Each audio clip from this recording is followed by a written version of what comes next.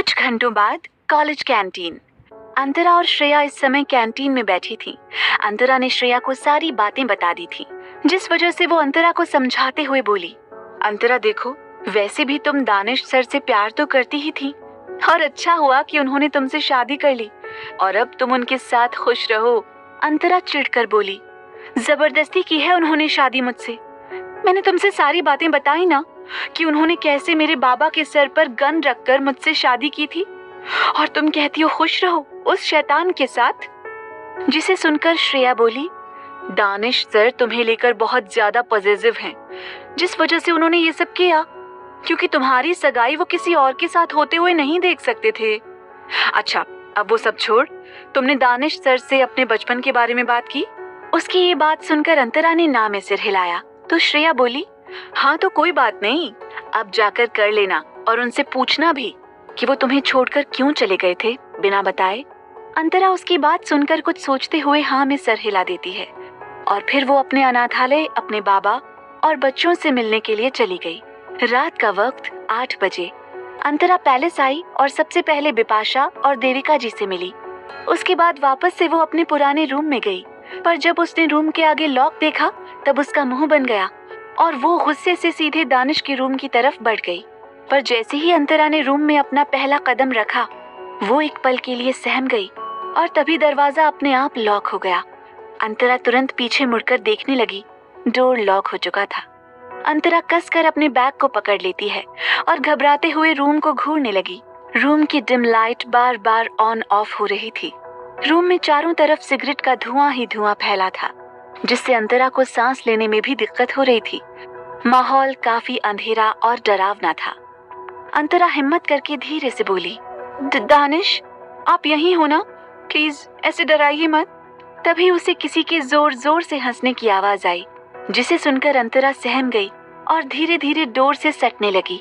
तभी उस इंसान ने अपनी ठंडी आवाज में कहा, कहाँ गई थी सिली गर्ल? दानिश की आवाज सुनकर अंतरा अपनी नजर सोफे के पास ले गई, जहां दानिश सिगरेट के धुएं में बिना किसी इमोशन के बैठा था।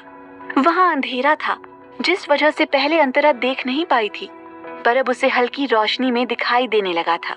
अंतरा खुद को संभालते हुए बोली, मैं वो कॉलेज गई थी। दानिश वापस बोला, और कहाँ गई थी सिली गर्ल? अंतरा कुछ सोचते हुए बोली, और मैं आश्रम भी गई थी। दानिश वापस से सर्द आवाज में बोला, और कहाँ गई थी सिली गर्ल? अंतरा अपनी नजरें चुराते हुए बोली, बस फिर मैं घर आ गई। तभी वहां ग्लास टेबल के टूटने की आवाज आई, जिससे अंतरा की डर से चीख रूम में गूंज गई। उसने जल्दी से सामने देखा, दानिश ने टेबल पर एक जोर की लात मारी थी, जिससे टेबल चकनाचूर हो चुका था। दानिश अपनी जगह से उठा और डोर से सटी अंतरा के करीब बढ़ते हुए बिना इमोशन के बोला, तुम मुझसे झूठ तो नहीं बोल रही सिली गर्ल? ये कहते हुए दानिश ने अंतरा के गले को पकड़ते हुए दीवार से पूरा सटा दिया। वहीं अंतरा अपनी कांपती आवाज में बोली, हाँ, मैं कोई झूठ नहीं बोल रही, आप प्लीज मुझे छोड़िए। दानिश उसके चेहरे को स्निफ करते हुए सर्द लहजे में बोला, no silly girl, I need whole truth. तुम झूठ बोल रही हो। अंतरा की आंखें हैरानी से बड़ी हो गईं दानिश की बात सुनकर, और वो हकलाते हुए धीरे से बोली, वो मैं वहाँ अनाथालय के बाहर रेयान से मिली थी। उसने जैसे ही ये बात कही, दानिश ने एक तेज पंच सीधे उसके साइड वाले वॉल पर मारा और इसी के साथ उसके हाथ से ब्लीडिंग होने लगी। पर वो कसकर अंतरा का चेहरा पकड़ते हुए दांत पीस कर बोला, तो तुम इतनी देर से किसे बेवकूफ बना रही थी? तुम्हारी हिम्मत कैसे हुई मुझसे झूठ बोलने की? ये कहते हुए दानिश ने साइड में पड़े फ्लावर वाज को उठाकर वहीं फ्लोर पर चिल्लाते हुए पटक दिया। उसकी आंखों में इस वक्त गुस्सा था। वहीं दानिश के इस तोड़ फोड़ करने से अंतरा बिल्कुल सहम गई और वो डर से चीखते हुए बोली, दानिश, ये क्या पागलपन है आपका? क्यों ये सब कर रहे हैं? प्लीज रुक जाइए। दानिश एकदम से उसके करीब आया और उसके चेहरे को अपने हाथों में भरकर उसके होठों को अपने होठों में लेते हुए उसे रूडली किस करने लगा। उसकी किस में इतना गुस्सा था कि अंतरा को अपने होठों में दर्द महसूस हुआ। वो इस वक्त दीवार से सटी थी। दानिश का एक हाथ दीवार पर था, जिससे ब्लीडिंग हो रही थी, तो वहीं दूसरे हाथ से उसने अंतरा के चेहरे को पकड़ रखा था। और वो बेहद रूड होकर किस कर रहा था। अंतरा को जब सांस नहीं आई तब वो दानिश से खुद को दूर करने लगी, पर अगले ही पल दानिश उसके दोनों बाजुओं को कसकर पकड़ते हुए बोला, चुप एकदम, एक भी लफ्ज तुम्हारे मुंह से निकलना नहीं चाहिए, अदरवाइज मैं अपने गुस्से में अपनी हदें भूल जाऊंगा। ये सुनकर अंतरा की आंखों में खौफ आ गया और वो डरते हुए बिल्कुल चुप हो गई। जिसके बाद दानिश ने अपने ब्लीडिंग हो रहे हाथों से उसकी गालों को सहलाते हुए धीरे से कहा, एंड बाय द वे, क्या क्या बातें हुई तुम दोनों की? अंतरा को अपने गालों पर दानिश का ब्लड महसूस हो रहा था, जिस वजह से वो कांपने लगी और धीरे से बोली, आप अभी होश में नहीं है, आपको ब्लीडिंग हो रही है दानिश, पहले चलिए इस पर मैं बैंडेज कर देती हूँ। अंतरा डर से बिल्कुल कांप रही थी, उसे दानिश समझ नहीं आ रहा था। तभी दानिश ने उसे पलट दिया और अंतरा का चेहरा अब दीवार से सट गया। अंतरा को समझ नहीं आया कि दानिश क्या कर रहा था, पर अगले ही पल उसे एहसास हुआ दानिश उसकी ड्रेस की जिप को पीछे से खोल रहा था। अंतरा का चेहरा लाल हो गया और आंखों में आंसू भर आए। दानिश ने उसके बालों को उसकी पीठ से हटाया और अंतरा की ड्रेस को कंधे से सरकाते हुए उसके कंधे पर अपने ठंडे होंठ रख दिए और उसके पूरे कंधे को चूमने लगा। अंतरा ने कसकर अपनी आंखें बंद कर ली। दानिश उसे बाइट कर रहा था। अंतरा की गर्दन और पीठ पर बाइट के कई सारे निशान बन गए। अंतरा की दर्द से आह निकल रही थी। वो खुद से दानिश को दूर धक्का देते हुए बोली, "You are hurting me, Danish." Danish उसकी बात पर पीछे से उसके बालों को पकड़कर उसके चेहरे को उठाते हुए उसकी आंखों में घूर कर बोला, You have to tolerate this silly girl. Danish की आंखें लाल देखकर अंतरा का दिल और भी कांप गया और वो उस पल को कोस रही थी जब आज अनाथालय के बाहर रेयान उससे मिला था और उसने वहीं दानिश के खिलाफ उसे भड़काना चाहा था। पर अंतरा ने उससे ज्यादा कोई बात नहीं की थी और सीधे पैलेस आ चुकी थी। अभी दानिश आगे बढ़ ही रहा था कि तभी उसका फोन रिंग हुआ। उसने फोन देखा और गहरी सांस लेकर अंतरा से दूर हो गया। अंतरा दीवार से सिकुड़कर बैठ गई। वो पसीने से तर थी। दानिश गहरी सांस लेकर उसे बिना भाव के देखता रहा और फिर ठंडी आवाज में बोला, अभी तो बस मैंने इतना ही किया है, तब तुम्हारी ये हालत है। आगे जब हमारे बीच वो सब होगा तब क्या हालत होगी तुम्हारी? तुम बहुत कमजोर हो। तुम कल से डाइटिंग करोगी और मेरे हिसाब से खाओगी पियोगी। और हाँ, रेयान से दूर रहना, वरना इससे ज्यादा मैं और खुद को रोक नहीं पाऊंगा। और फिर वो वॉशरूम में चला गया। अंतरा ये सुनकर हैरान थी, पर अभी वो थकी हुई थी, जिस वजह से वो वहीं काउच पर गई, चुपचाप आंखें बंद करके लेट गई।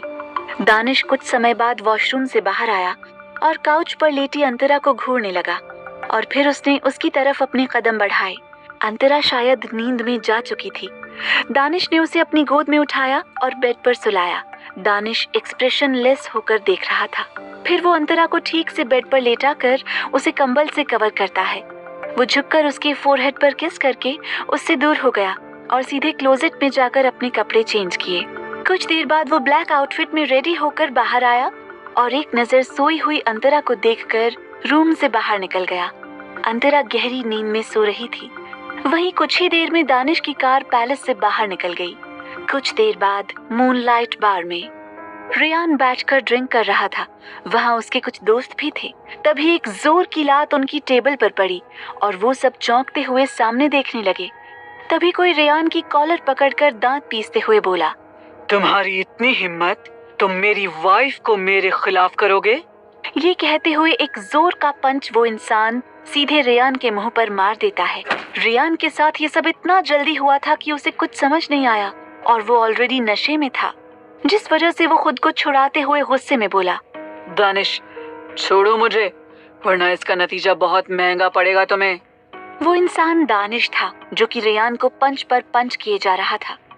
दानिश वापस से उसे एक और तेज पंच करते हुए बोला, मैंने खुद तुम्हें तुम्हारी औकात दिखाई है, तो तुम धमकी कैसे दे रहे हो? रेयान खुद को संभालते हुए अपने मुंह से खून को साफ करके बोला, तुमने चाल चली है।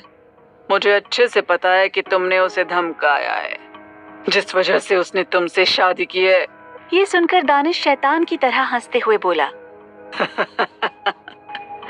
हाँ बिल्कुल, मैंने उसे धमकी दी थी और इसका मुझे कोई अफसोस नहीं है, क्योंकि वो शुरू से मेरी थी और मुझे उसे पाना था और उसे कर लिया मैंने हासिल। रेयान इस बात पर चिल्लाते हुए बोला, तुम जबरदस्ती सिर्फ उसका शरीर हासिल कर सकते हो, उसका प्यार कभी हासिल नहीं कर पाओगे दानिश, क्योंकि वो कभी तुमसे प्यार नहीं करेगी। ये सुनकर दानिश के चेहरे पर शातिर मुस्कुराहट आ गई और वो रेयान के कान में बोला, अभी मैं सोकर आया हूँ उसके साथ और बहुत जल्द तुम्हारे सामने मुझसे अपने प्यार का इजहार करेगी। You just wait and watch. वहीं ये सुनते ही रेयान गुस्से से दानिश के कॉलर को पकड़ते हुए बोला, कितने गिरे हुए और घटिया इंसान हो तुम उसके साथ बिना उसकी मर्जी के ये सब कैसे कर सकते हो? दानिश एक झटके में उससे अपना कॉलर छुड़ाते हुए अपनी शर्ट की 3 बटन खोलकर उसे स्क्रैच के मार्क्स दिखाते हुए बोला, क्या तुम्हें अब भी लगता है कि मैंने उसके साथ जबरदस्ती की है? तुम खुद देख सकते हो कि हम दोनों ने खुद एक दूसरे को अप्रोच किया है। रेयान ये देखकर पूरी तरह गुस्से से पागल हो गया और वो अपने दांत पीसते हुए बोला, मैं तुम्हें बर्बाद कर दूंगा दानिश ओबेरॉय। ये सुनकर दानिश अपनी सर्द आवाज में रेयान की आंखों में घूर कर बोला, तुम जैसे कई आए और कई गए, पर किसी के अंदर आज तक इतना दम नहीं हुआ कि वो दानिश ओबेरॉय की नींव तक को हिला दे। इसलिए चुपचाप उससे तुम गिव अप करो, वरना मैं तुम्हें और तुम्हारे साथ के जितने भी हैं उन सबको कहीं का नहीं छोड़ूंगा। इतना बोलकर दानिश वहां से निकल गया। वहीं रेयान गुस्से से सारी चीजें पटकने लगा। उसके दोस्तों ने उसे मुश्किल से संभाला। अगली सुबह पैलेस, दानिश का कमरा।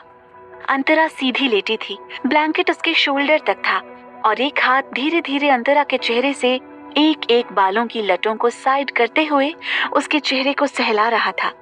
अंतरा उस टच से कसमसाई, उसे सिहरन सी हुई। दानिश उसे एक कशिश के साथ देख रहा था। वो जस्ट उसके साइड अपने हाथों को टेक कर लेटा हुआ था और अंतरा के चेहरे को सहलाते हुए उसे देख रहा था। उसकी आंखों में एक जुनून था।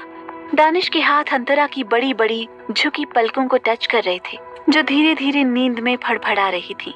तभी दानिश ने उसे देखते हुए गुनगुनाया, आपका अरमा, आपका नाम, मेरा तराना और नहीं, इन झुकती पलकों के सिवा मेरा ठिकाना और नहीं।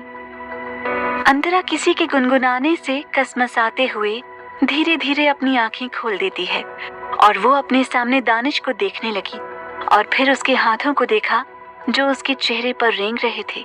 क्या होगा आगे अंतरा की जिंदगी में? क्या रेयान हासिल करेगा वापस से अंतरा को या दानिश बर्बाद कर देगा रेयान को? जानने के लिए सुनते रहिए वजह तुम।